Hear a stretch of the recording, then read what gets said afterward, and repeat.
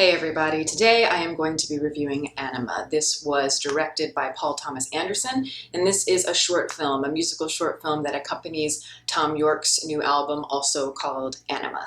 PTA and Radiohead go pretty far back at this point. You know, of course, Johnny Greenwood of Radiohead has done many of the scores for Paul Thomas Anderson films. They seem to have a really great working relationship, and honestly, I think that the collaboration between the two of them is one of the best director-composer collaborative teams in all of Hollywood in the last 10, 15 years. They work together, of course, on the iconic There Will Be Blood, which is kind of very string heavy and very influenced by like Penderecki. The Master, which is more instrumentally ambitious and off-kilter. And then, of course, you have the haunting, beautiful, but also very deliciously cheeky soundtrack to Phantom Thread. These are some of my favorite scores of the last 15 years, as I said, but also some of my favorite scores ever. And over the years, you started noticing PTA and Radiohead collaborating more and more. He started doing music videos for them. He did a few of them for their last album, which was in 2016, A Moon-Shaped Pool. And here I think that PTA just wanted to push further with something that is more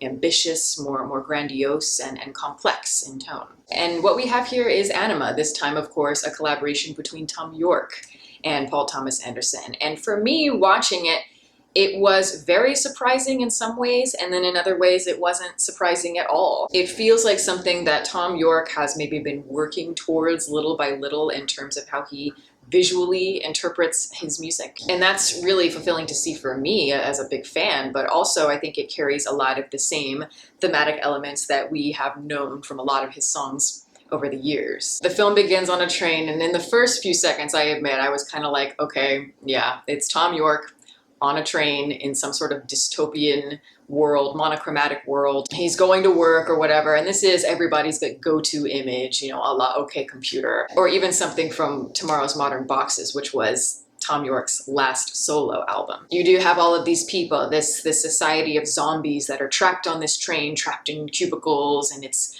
this whole like oppression of the system. But what I didn't expect is what it started to morph into from something that I originally saw more as cliche. It starts to become this very kinetic kind of dance piece, a performance art piece that you might see at something like MoMA. This whole film to me just feels like that state of consciousness that hangs between kind of the monotony of your daily routine and then that lingering haze of REM sleep. But it's right in between that. In that dreamlike state, of course, logic becomes obsolete at that point, and the film becomes more trippy just in terms of the imagery, in terms of the movement of the people. This is not literal movement that you would see humans do. It's abstraction through dance, and even just the space and the logic of physics also becomes obsolete. One thing that I really enjoyed, I think most about this was the humor in it. That was something that I wasn't expecting, and it really is pulled off well. This honestly feels like a silent comedy from the 1920s. It feels like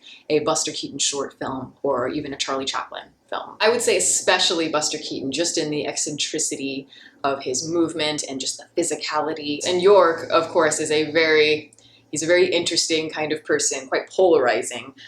He has a very kind of internal quality to him, very introverted by nature, but he also sort of adapts that deadpan that Buster Keaton was known for, and it works quite well. It works because it's humor as if it's lashing out or as a way to lash out. You're putting on this face like everything's okay and you're fine, you're going to work and doing everything, and yet this madness of the circadian rhythm going over and over and over again starts to get to you to the point where you start to mock it and you start to have fun with it and have a cheekiness. That sense of humor is strange yet very fitting. I really like the premise of it. The whole idea is very simple. Of course, Thom Yorke on the train, and he's trying to get the lunchbox back to the girl that he sees on the train. And really, what I didn't expect also was that it would become this touching story about love and connection that is very reminiscent of City Lights by Charlie Chaplin. There is this whole feeling of peering through the facade and going through the motions to explore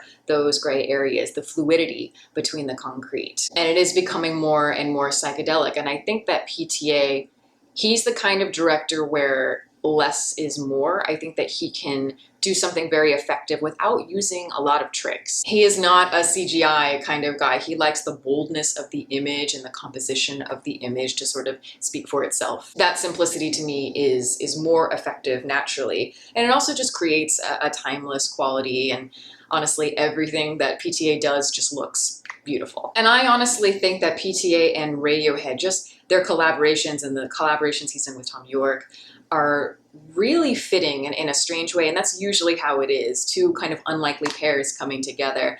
And I think he really does capture the essence of Thom Yorke and his philosophy, just in the sense that his work, and of course the whole of Radiohead and what they are known for, is this whole feeling with their music. It's a feeling of just wanting just the smallest little bit of warmth, the touch of something that is true in this monochromatic existence. In a cold world with so many digital barriers, and for the most part, I would say, not always, but for the most part, Radiohead was able to handle that in a way that was just so beautiful and haunting and sophisticated and mature, with such interesting layering of the instruments. And then Thom Yorke is one of my favorite singers ever. I just think that he has a voice that is very childlike and pure, and it's haunting. It pierces right through a crowd. And trust me, I have seen them live, and just his charisma, and the band overall, just their charisma is really, really powerful, more than maybe any band I've ever seen live. But yet, always in the music, even if it is raw or haunting, there are always those little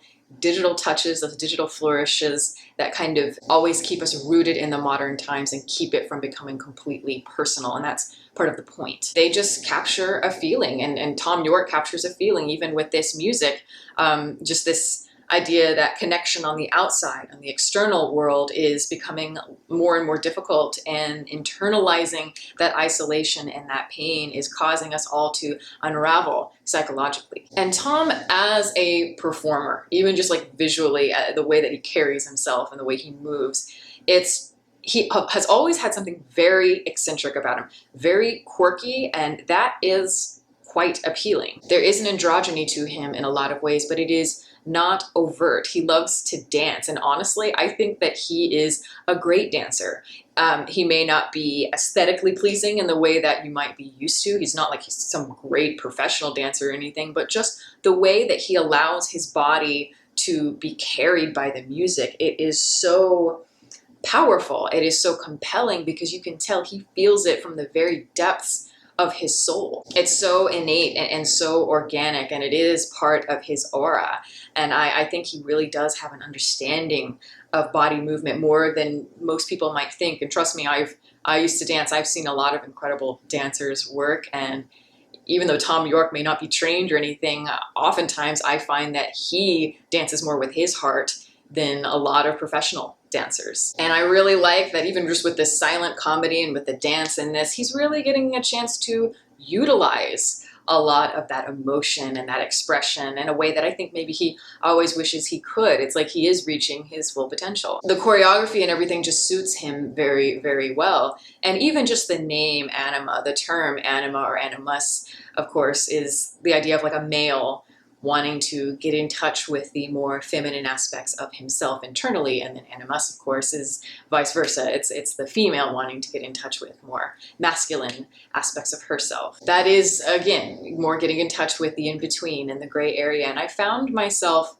seeing that come to life more in the final sequence, which is a very touching one. It does, like I mentioned, it reminds me of City Lights and that love story, but also how the simplicity of the movement between him and the girl is just really touching. It creates this very sweet harmony. And honestly, even though it could feel like a budding love story, I don't even know if there's a lover at all in the literal sense. I think that maybe in a sense Thom is dancing with himself. He is getting in touch again with the more feminine aspects of himself that may not be accepted by this claustrophobic society. Learning to love parts of yourself from within in order to be able to love outwardly. I think that there are a lot of ways that the composition and just the direction overall really fit the simplicity of the music, that ambient style that is naturally going to be a little bit more hollow and skeletal. But in other ways, I find it still to be lacking something. I I love Thom Yorke. I will always love Thom Yorke. He's somebody I've loved for years and years at this point, but I admit I have never been wowed by any of his solo work. I've certainly been intrigued. There have been things that I have liked here and there, but overall, it's just, I have yet to really been, like, he hasn't knocked my socks off. I really struggled with Tomorrow's Modern Boxes. That was his last release, which came out, gosh, like, I think it's like 5 years ago at this point. I think it was 2014. But I really struggled with it just because while it is very eerie and the gray mood of everything is very effective, he's really good at setting a tone.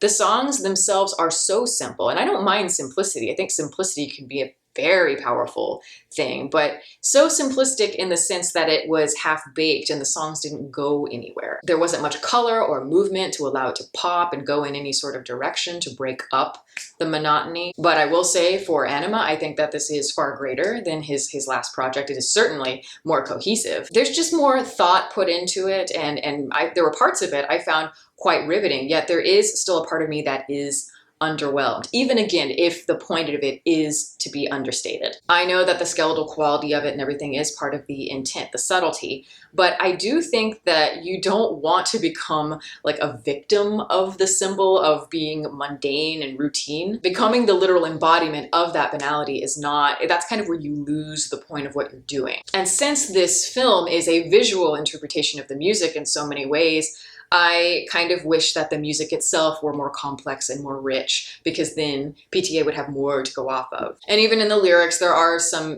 a lot of the same obvious things that we hear, where Thom is kind of blatantly commenting on the modern world and the machines and our disconnect. And it's not particularly nuanced, but still, I think that there is dimension through it in this visual film, and it's still remaining very faithful to Thom Yorke's style and vision. I really do think that this film, I don't know about how the two artists feel about it, but it really does feel like a really nice collaboration between two really great minds, where both artists get to shine in their own way and utilize their strengths. They really understand what they're good at, and they understand what they want to communicate, because to me, the key to a collaboration, a great collaboration, is often in the simplicity of it and in knowing your strengths and being able to explore that. Overall, though, I liked the film, and I found the music and everything to be a very hypnotic experience. It's subtle, but it has a strength from underneath it that is appealing, and yeah, I think you should check it out. And that is my review. Thank you all for listening. All of my social media is below.